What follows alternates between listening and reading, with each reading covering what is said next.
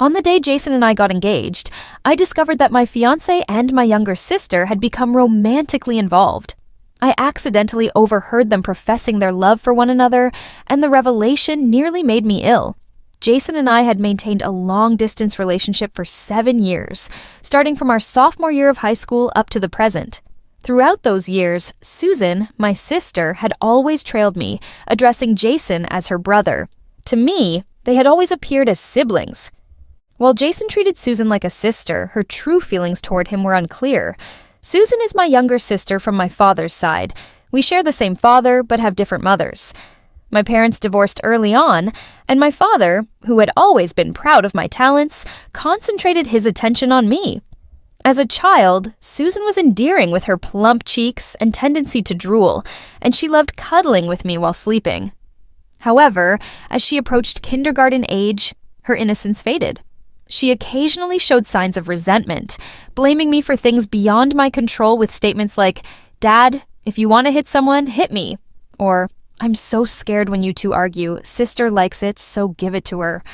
I didn't understand then that she was manipulating the situation, and my father's attitude toward me deteriorated over time, especially since my stepmother is Susan's biological mother. My home life became more unstable, and I threw myself into studying and dancing, hoping to earn my father's greater affection, but it never happened. He always accused me of bullying Susan, while she silently endured it. When I started dating Jason, I thought I was cautious around Susan, and things were fine during the first 2 years when I was in college, and she was still in high school. By the time I graduated, Susan began making advances as she entered college. Every weekend when Jason and I had dates, she persistently tried to reach out to me, claiming sisterly love. I attempted to distance myself, but she would cry, saying things like, "Sister, do you not like me anymore? What did I do wrong? Tell me and I'll change. I'm so sad when you treat me like this." I would dismiss her, while Jason acted as a mediator, arguing that Susan was still young and liked following me, so I shouldn't be too harsh. We had multiple arguments over this issue. He accused me of being unreasonable, while I felt he didn't understand or have the right to interfere. Our relationship almost ended because of this, but it didn't. Later, when Susan clung to me, Jason stayed silent, allowing me to handle the situation. I work as a dancer named Sue at the Provincial Cultural and Arts Troupe, where Jason is a programmer who has recently become a project manager at a private company. Young and promising with thick hair, Jason was seen by everyone as my perfect match. Many people asked about our engagement ceremony. Before marrying, we needed to hold an engagement party first. We booked a hall at a local 5-star hotel known for its duplex design, featuring dazzling crystal chandeliers and a long spiral staircase. The first floor was for guests, and the second floor housed dressing rooms and lounges. While I was doing my makeup in the dressing room, I noticed my sister looking stunning in her dress, accentuating her best features, unlike me, who typically wore t-shirts and jeans. Her lipstick matched her outfit perfectly, and I joked, "Is this what they call a man killer? I'm so clumsy. I don't know how to apply makeup. Can you teach me in the future?" She looked ecstatic as she replied, "Okay," though I couldn't tell if she was genuinely innocent or just pretending. After all these years, I didn't like her, and it was clear she was still pretending to be close to me. "Sue, it's almost time. I'm going downstairs to be with Mom and Dad," Susan said hastily, exiting and leaving the makeup artist in awe. "Your sister is so lively and naive. Everyone is dressed elegantly for this event, but she's wearing a t-shirt and jeans," the makeup artist commented. I smiled without replying, knowing some things are better left unsaid to outsiders. Jason was late picking me up, and no one answered my calls. I contacted a friend downstairs who told me Jason had already gone upstairs. Trusting my intuition, I got up and walked out, swaying my dress. Next to the dressing room was a lounge with the door slightly open, and I could hear voices. Approaching, I heard Jason say, "This is the last time I'll call you brother. From now on, you'll be my brother-in-law. I feel so sad. Sister is so happy to marry you. You're such a good person. Sister must have saved the galaxy in her past life." Susan replied, "Brother, what should we do? I really like you." Jason responded, "Susan, don't do this. Sister and I are about to have our engagement ceremony." The room went silent. I hesitated before pushing the door open, revealing them already on the couch with Jason passionately kissing Susan, one hand inappropriately placed under her dress. I was frozen, realizing this was supposed to be our engagement scene. They showed no shame. Susan was the first to notice me, and they scrambled to get up, she with her hair messy like a bird's nest, and he in a wrinkled suit. "Sister, it's not what you think. Sue, let me explain," Jason stammered, standing beside Susan.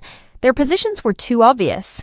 When had they truly started their affair? Even if today was the breaking point, they must have been flirting for a long time.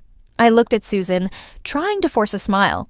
"It's not what I think, it's what I saw," I said to Jason, sneering. "Your words say no, but your actions speak otherwise. We don't need to cancel the engagement ceremony, just change the bride. On the bride's side, Jason, we're done.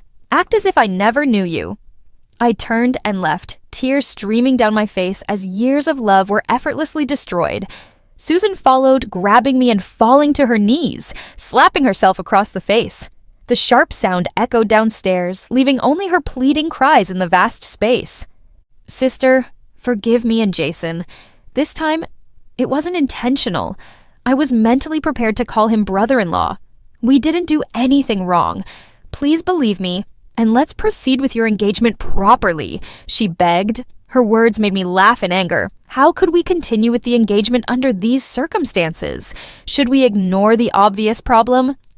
Jason stood by the lounge door, motionless, watching Susan and me, mostly focusing on Susan with a pitiful look in his eyes. My heart sank further. How had I not realized sooner that they had lost control of their feelings? "You two are something else," I muttered furiously and fled downstairs in my 9-inch heels and long skirt with a wide hem. I lifted my skirt to step, but someone stepped on it from behind, causing me to tumble down the stairs like a rolled-up dumpling. The pain in my body was more intense than any scream. Everyone rushed to my side as I struggled to stand, only to find my right ankle immobile. As a dancer, I knew the difference between a sprain and a fracture. A chill ran through me. "Quick, take me to the hospital," I demanded. It was the darkest moment of my life. I had lost my lover and jeopardized my career in a single day. My ankle was shattered, and the doctor said I needed surgery with a steel plate, and I might never dance again. In the hospital room, several dancers from the troupe turned away, wiping away tears. Jason knelt by my bedside, blaming himself and repeatedly promising to care for me for a lifetime. Susan stood at the ward door crying incessantly and occasionally glancing at Jason like a wronged little wife. I ignored them and my stepmother, who, unable to bear the situation, pitied her daughter. "It wasn't your sister who pushed you down. Why are you making such a fuss? It's just a lost leg for you, but for her, it's a lost love," she said. I felt nothing but emptiness in my heart, not just toward Jason, but toward the entire family. I looked at my stepmother calmly and said, "If Jason prefers her, can I break her leg for you?" From that day on, there was no need for me to pretend. My stepmother and I had minimal interactions, mainly when she told my father to inform me that she had packed up all my belongings from childhood to adulthood, asking me to move out to free up my room. I nodded and handed my house key to my father, requesting his help to move my things so as not to take up their space. Jason visited me every 2 or 3 days, but I ignored him, telling him to leave. He would silently cut fruit for me, offer me water, and say that once I recovered, we would get our marriage certificate and he would take care of me for a lifetime. On the other hand, Susan came every day, crying and begging for forgiveness. I told her to leave, but she would kneel and wail, fearing that others might not understand how remorseful she truly felt. Whether by chance or otherwise, Jason saw her kneeling multiple times. Whenever he looked at her, he displayed the same pitying expression as that day. However, when he glanced at me, he appeared hesitant, almost as if he was urging me to treat Susan with more kindness. Eventually, the two of them shifted from leaving separately to departing together, no longer concealing their emotions. Another patient began to talk about Jason, initially saying things like, "Your boyfriend seems nice," and "Your sister's boyfriend is a good friend. He's so caring towards you." The older sister wondered what she could say, perhaps admitting that she had sacrificed a lot for this couple. She barely encouraged them to leave, pleading, "Please, both of you just go. Instead of putting on a show here, why not go on a date and be intimate?" She added, "Didn't we leave things unresolved last time, Susan? Please don't be like this. Jason and I are just friends. We didn't do anything. If it bothers you, we won't have any contact in the future." Frustrated, she rolled her eyes and declared, "Stop it for the rest of my life. Please don't appear in front of me again." Susan began to cry once more. Jason pulled her away and left without looking back. My father had placed the packed items in my living room. 4 woven bags stuffed with clothes, books, photo frames, basic skincare products, slippers, toothpaste, and chargers, all thrown together carelessly. Using my cane, I selected the useful items and then contacted the recycling station to collect the old clothes and books. My relationship with that family ended after 22 years when they excluded everyone from the family photo except me. I transferred some money to my father to thank him for raising me. The Cultural and Art Museum offered me a new office position, which was neither exhausting nor demanding. After work each day, I would lean on my cane and watch my former partner dance. Dancing had always been my true passion, more important to me than Jason, which is why I resented Susan. If she hadn't stepped on my dress that day, I wouldn't have fallen down the stairs. The envy and loneliness in my eyes were starkly visible in the mirror at the practice room. The deputy leader personally introduced me to a part-time position at a children's arts center opened by his friend. They needed someone to lead 6 dance classes on weekends, hoping I could help demonstrate movements and train the instructors when possible. Initially hesitant, I was persuaded when he said, "Think of it as a break. Your dancing skills are exceptional. It would be a waste not to use them. Talented individuals can shine anywhere, not just on stage. Sue, they need you." The dance classes occupied and enriched my weekends, leaving no time to dwell on other matters. The innocent smiles and lively eyes of the children brought me both life and redemption. I understood the deputy leader's good intentions. The burdens of life that are too heavy to carry alone will eventually compel you to accept and adapt in the best possible way. 1 month after leaving the hospital, I discarded my cane. As long as I avoided strenuous activities, my mobility was comparable to anyone else's. I still yearned to dance and practiced basic moves, demonstrating them to the children without putting weight on my right ankle. Occasionally, I cautiously tested my right foot's condition, holding on to a faint hope that I might dance again. 6 months later, on a Saturday night, I interacted with a man named Peter. There was no class that evening, so I was practicing choreography alone, trying to see if I could jump properly. With the new year approaching, the art center was preparing for a performance, and I was creating a dance routine for the children. During a simple jump, I carefully controlled the height, but my right ankle still couldn't handle it. I touched the ground, and Peter quickly rushed over, half kneeling in front of me with concern. Though we weren't acquainted, he was related to one of my students who had been picking up the child. He seemed to care more about the child's dancing than the mother's, always asking about the child's condition after school. That day, something unusual occurred when Peter hurried to me. My focus shifted from my foot to his shoes, shiny leather shoes which weren't permitted in the practice room. Noticing me staring, he promptly removed them, holding them in his hand with a relaxed smile. "I've never met someone like you. Injured, but still worried about keeping the floor clean. It doesn't seem to hurt anymore. Do you want me to take you to the hospital?" My ankle was fine. The pain had subsided since the initial moment, and I felt I could manage it without hospital care. Peter assisted me in changing shoes at the doorway, then took my coat and bag from the shelf. He casually mentioned that his nephew was learning painting at the center on Saturday evenings, as if explaining his presence there at night. He reminded me to use my right foot less to avoid worsening the injury. Finally, he helped me downstairs and watched me get into a ride-hailing car, apologizing. "If I didn't have to pick up the child, I would have taken you home." I didn't pay much attention to his words and had no intention of letting a stranger drive me home, so I simply thanked him and left. That evening, I ordered a robot figurine online. The following week, when Peter came to pick up the child again after inquiring about the dance performance, I took out the figurine box from my bag. "Thank you for your help last week," I said. He was surprised. "It was just a small favor. Do you really need to thank me like this? Are you worried about owing me?" I replied, "It's just a little something I saw while shopping and thought you might like it." Unsure of what to say, he accepted the small box with a smile, saying, "I like it." At that moment, several children who hadn't left yet hurried over, including his niece. "Teacher, do we have one too? We want a gift too," they said with eager eyes. I couldn't help but smile and took out lollipops, chocolates, and fish sausages from my bag to share with them. Their faces lit up with joy as they eagerly grabbed the treats and dispersed. Peter, watching the scene with a smile, asked, "Did I make you spend money?" I shook my head. "I bought these for them. Since becoming a teacher at the center, I often buy small snacks as extra rewards. After receiving my gift, Peter offered to take me out for dinner. "I'm sorry, but I already have plans with someone else," I responded. To my surprise, half an hour later, I found myself sitting in a nearby steakhouse, cutting meat with a knife and fork and taking small bites. Peter was standing with the child next to my table. "What a coincidence," he said, pointing to the couch across from me. "Your company didn't show up." I smiled calmly. He must have had something come up last minute. "Do you mind?" He gestured toward the couch again. What can I say? I can only smile and say it's better to meet by chance than by appointment. Peter was more talkative and humorous than I was, making me feel a bit out of my element. His niece, Cindy, kept glancing at him with curious eyes. I followed her gaze, and Peter chuckled. After maintaining a parental image for so long, it's hard to go back to normal. The child isn't used to it. Cindy snorted through her nose. Peter showed a loving expression, ruffling her head. Cindy rolled her eyes and snorted again.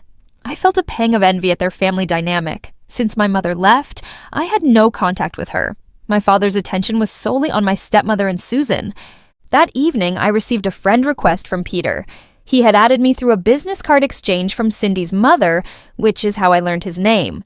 He sent a photo of the robot figurine I had given him, placed on his desk next to a laptop. "Thank you, I really like it," he wrote. "You're welcome," I replied. After that, Peter occasionally liked my social media posts, and sometimes I returned the favor. Through these interactions, I unexpectedly discovered that he knew the leader and deputy leader of our provincial art troupe, and their relationship seemed quite good. However, what Peter did wasn't apparent from his social media posts. He might have restricted some content from my view. Jason occasionally checked in with me through messages. "How's your foot? Doing much better?" he asked. "Thank you. Although we're no longer lovers, we don't need to be enemies." I never blocked him or considered doing so because adult estrangements often drift apart. It was Susan who continued to send affectionate messages and privately reached out to seek forgiveness. "Sister, can you forgive me? Sister, you're so wonderful. Many guys like you, but I only have Jason. I can't leave him. Sister, which ring do you think looks better?" She sent a photo of a string of diamond rings, one almost identical to the engagement ring I had. Previously, I often felt overwhelmed whenever Susan reached out for forgiveness and flaunted her new relationship. My responses were usually brief, but she would typically reply by complimenting me and expressing her love. One day she wrote, "Sister, you must be upset with what you said. I feel so down, especially since it's the room you've lived in for over 10 years. I sighed, turned off my screen, and muttered a curse under my breath while staring out the window. Peter, sitting beside me, chuckled softly. I looked at him, silently accusing him of enjoying himself while someone else was distressed. "You know," he remarked, "when you roll your eyes, you look even more lively and cute than usual." I quickly responded, "Are you kidding me? How come my eye rolling is so noticeable?" Peter didn't immediately answer. Instead, he pursed his lips and smiled slightly. Cindy, sitting in the back, added, "Sue, my uncle wishes he had eyes on you." Peter glanced at Cindy through the rearview mirror and smiled. I turned around, pretending to be serious. "Kids don't talk nonsense." "I'm not talking nonsense," Cindy replied, looking provocatively at Peter and imitating an adult's tone. "My mom said, 'How old are you? You can't even pursue girls properly. You have to use your niece as a shield.'" I felt instantly embarrassed. Peter seemed uneasy as well. He raised his left hand, rested it on the window frame, rubbed his temple, and tried to ease the awkward atmosphere with a smile. Catching me off guard, he said, "Sue, don't you remember me?" I genuinely didn't remember until Peter partially reminded me and directly stated it. I recalled that, a year ago, after every performance, someone would send a basket of flowers signed by Peter. We had met once after a show when Peter, along with the troupe leader, invited me to perform at their company's annual meeting, promising good compensation. I had declined, saying I needed to visit my boyfriend's hometown to meet his parents. After that, neither Peter nor his flower baskets appeared again. It struck me like a bolt of lightning. Do you think, Sue, now that you're in my car, I can finally win you over? Peter asked with a playful smile. The sudden realization in my heart gradually faded, replaced by a mix of relief and disappointment. I was just an ordinary woman with normal desires, longing for someone to care about me. Who was I compared to a star? I chuckled to myself, shifting my gaze outside. City lights were beginning to illuminate. I was merely a dancer who might never return to the stage, an administrative staff member at the provincial arts troupe, and a teacher at a children's art institution. "You're the brightest!" Peter's voice came through again, deep and slow as if he had been contemplating. "Sue, shall we give it a try?" The car was quiet as I considered for a moment before agreeing. Peter turned out to be an ideal boyfriend. Every morning, he'd drive halfway across the city with fresh flowers to pick me up for work. In the afternoons, he'd collect me after work, and we'd have dinner together before he'd drive me home. This routine was consistent from Monday to Friday. On weekends, when I worked at the art gallery, he'd spend the entire day with me. He would either work on his laptop in the parents' lounge, occasionally glancing at the monitors, or stand in the corridor by the classrooms, secretly watching me. Honestly, this level of care and attention was something I had never experienced from Jason. It was sweet. The troop leader teased me after seeing Peter several times, saying, "It's not easy to be patient and watch the moon rise from the clouds." The deputy leader added, "When's the wedding banquet?" I didn't know how to respond. My relationship with Peter was just beginning, and marriage seemed far off. However, Peter smoothly continued, "Thanks for the well wishes. I'll keep working hard. And you, please say a few more good words for me and help bring Sue home sooner." The troop leader and deputy leader exchanged meaningful glances as if encouraging me to agree. I remained noncommittal. In private, the troop leader asked, "Are you really clueless or just pretending?" I was confused. The troop leader explained that Peter was a famous, wealthy bachelor worth billions, ruthless in the business world, but had a soft spot for me. I should take the opportunity. I, however, hesitated. I knew Peter was well off based on his car, attire, and mannerisms, but I hadn't realized just how much until now. I felt unworthy and subconsciously wanted to back away. Unsure of what to do, our relationship reached a stalemate. I didn't want to commit, and he didn't want to back down. We were more than friends, but not yet lovers. A receptionist at the Children's Art Institution spoke with me about Peter. "Peter is so handsome and elegant. He really cares about you. Every time he's here, while other parents focus on their children, he's always watching you. His affection is obvious on his face. The last time you fell, his face turned pale instantly. Before we could react, he had already rushed out, not even taking his phone. It's true love." I remembered that incident when Peter rushed into the dance studio, half kneeling before me, first nervous, then smiling, asking if I was okay. He effortlessly explained why he was there, helped me get dressed, carried my bag, and escorted me downstairs, but avoided accompanying me home. So considerate. "When did you start having designs on me?" I asked him, smiling as we sat in his car that night. "I heard you were single," Peter replied, not avoiding the topic. I felt I couldn't miss this chance any longer. Instead of waiting for someone else to make you happy, I thought I should take a shot. I believe I can do it better than most men. His voice grew deeper. "I was afraid you might make a wrong choice, settling for someone inferior to me, and even more afraid that you would regret it." In the background, Nordic folk music played ethereally and chilly. I looked at him. It was the most heartfelt confession I had ever heard. "Peter, I'd like to go see a movie," I said. At the movie theater, I allowed him to kiss me. Sometimes in relationships between men and women, crossing a certain threshold naturally leads to the next step. Peter was apparently a kissing enthusiast. Every morning, after giving me a rose, the next thing he'd do was lean in and kiss my lips. After I got in the car with my seatbelt fastened, he'd lean in for another kiss. Laughing, I said, "That's enough in public." He chuckled and touched his mouth, still seemingly unsatisfied. I've been thinking all this time, those few kisses just didn't feel enough. What to do? I didn't respond. He continued on his own. "Sue, why do you smell so good?" Jokingly, I replied, "Probably just mouthwash."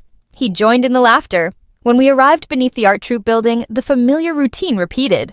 "Kisses, kisses, kisses. You've got to control yourself. Everyone you know is watching." I lightly pushed him away.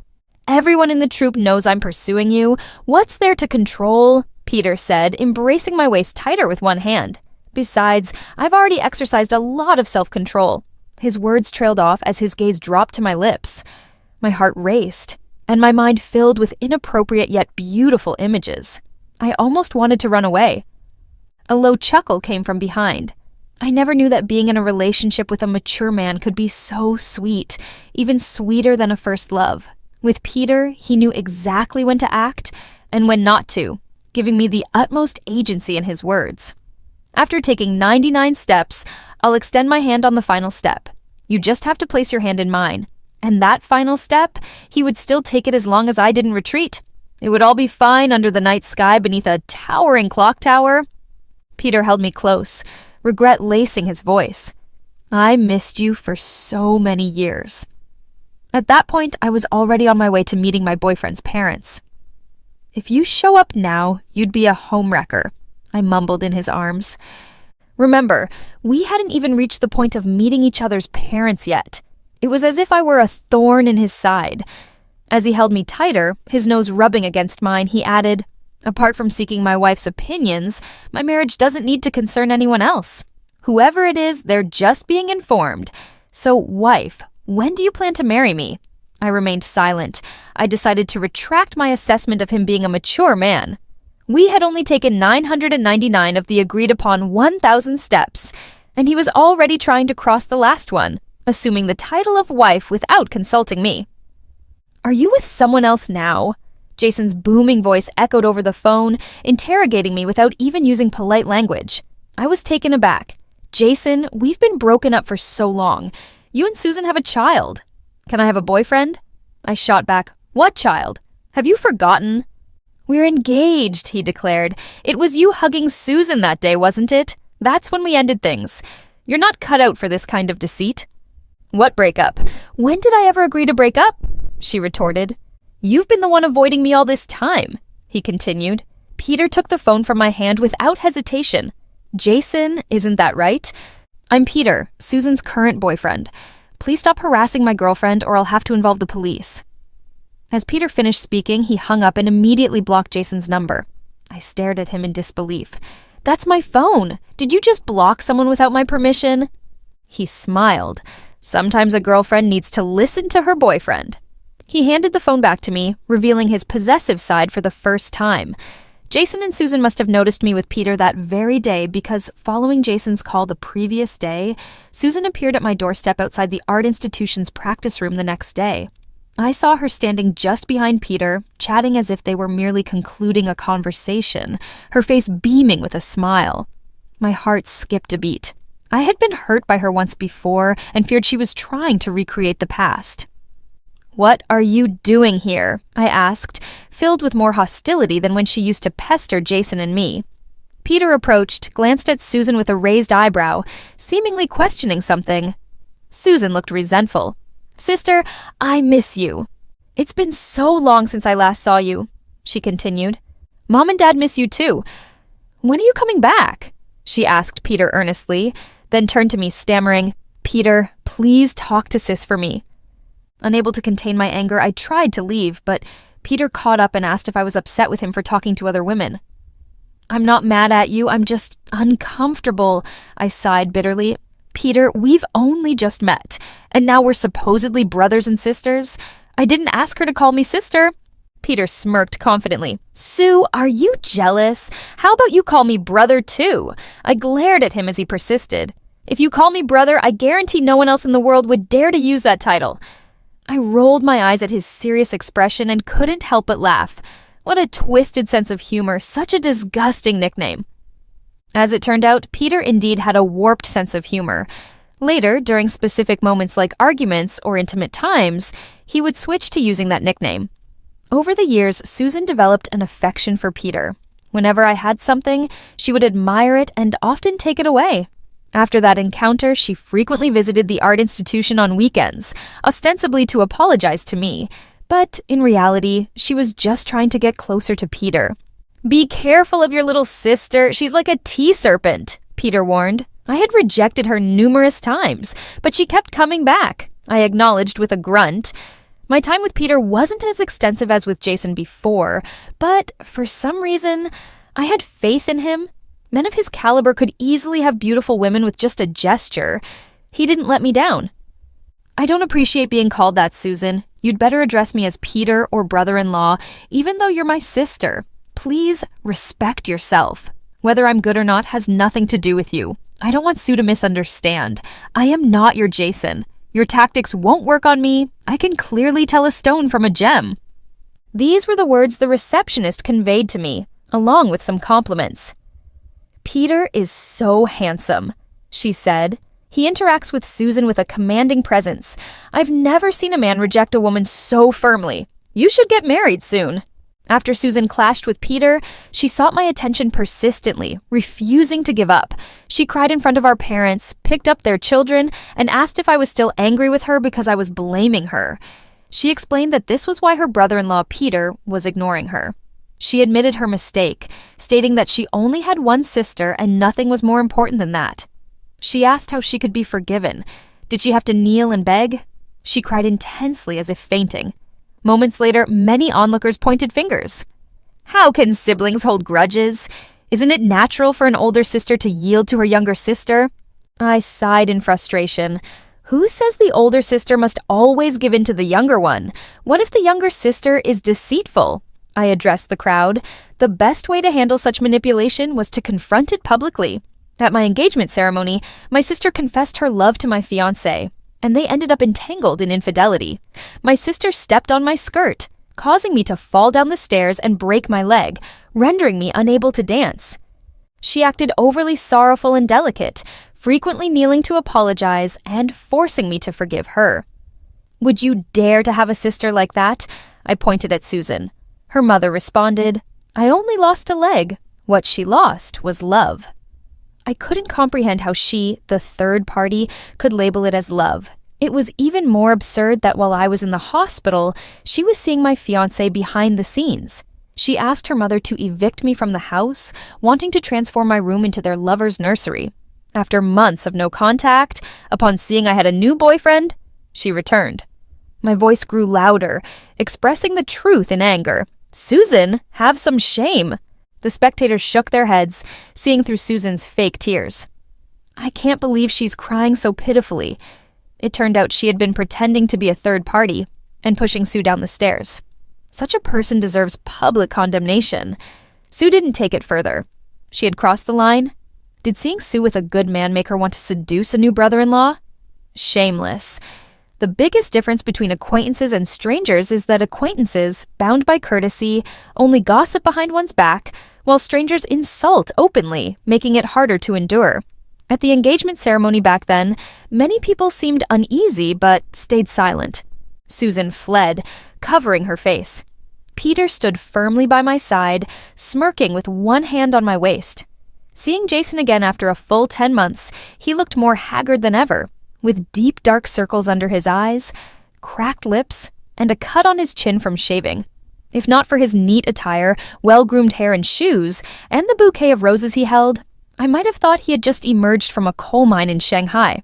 "Let's make amends, Jason," he said, rushing over and handing me the roses along with a jewelry box. His colleagues, who had witnessed the previous drama, looked at me curiously. I nodded, intending to make it clear to Jason. "We have no relationship anymore. Please don't bother me. You should give the flowers and jewelry to Susan. I have no interest in being a third party. I have a date with my boyfriend. He's arriving soon." Jason frowned, finally realizing that I was the one he truly loved. He admitted he had already broken up with Susan, claiming she was a jinx. Since being with her, he had been unlucky. His colleagues ostracized him, he lost projects, and nothing went right. He said I was his lucky charm, that when we were together, everything in his work seemed to fall into place, and he hoped to start anew.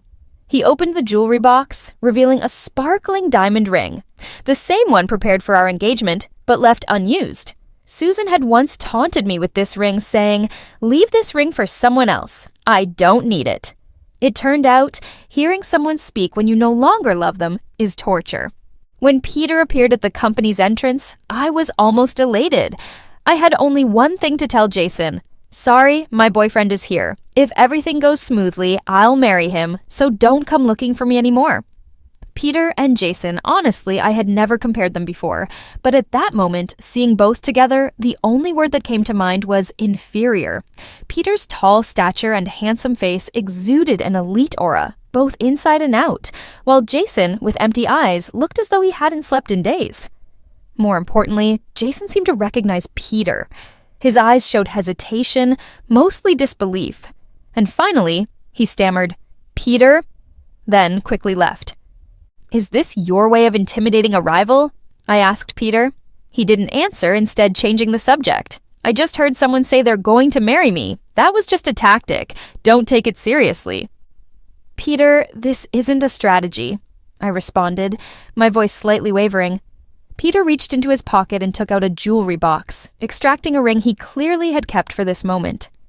"Let's put it on first so we can dispel the lies. Otherwise, we'll have to do it again." I hesitated. We had been together for less than 3 months. Was it too soon to agree to marriage? What about the 999 steps we had agreed upon? Peter seemed to sense my doubts. "Don't worry about it. It's just dispelling lies," he said casually. "Would proposing be that easy? How can you skip the red wine, roses, chocolates, followed by a lavish dinner and citywide fireworks?" I hesitated further.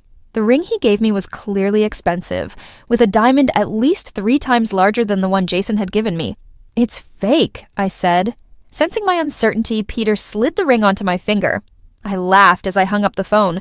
Some people think they're clever, dancers who can't dance, painters who can't hold a brush, singers losing their voice, or social media stars losing their looks, all essential for their survival. For me, dance wasn't just a career, it was a dream. And life itself. I visited the art troupe to see Sue, 38, college 49.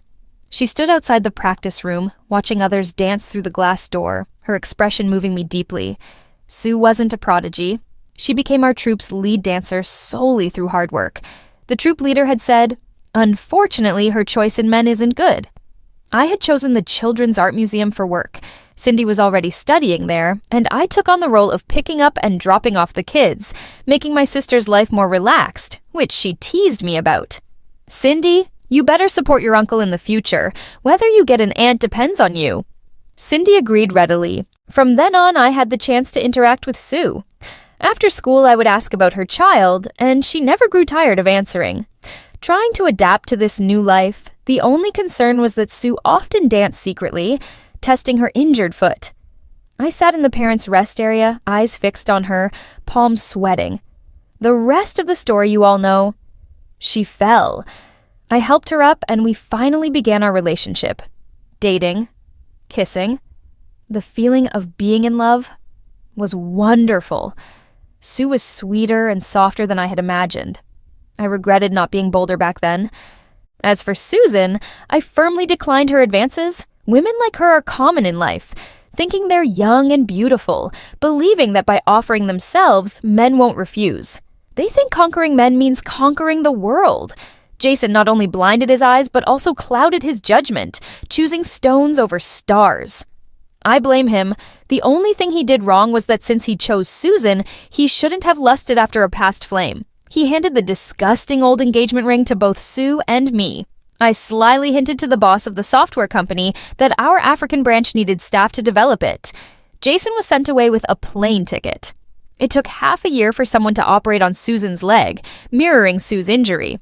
However, her luck was worse. She broke both her shin and ankle. My wedding with Sue took place 6 months later. I, Peter, sought likes and comments online to wish us well, saying, "May all the lovers in the world finally become one."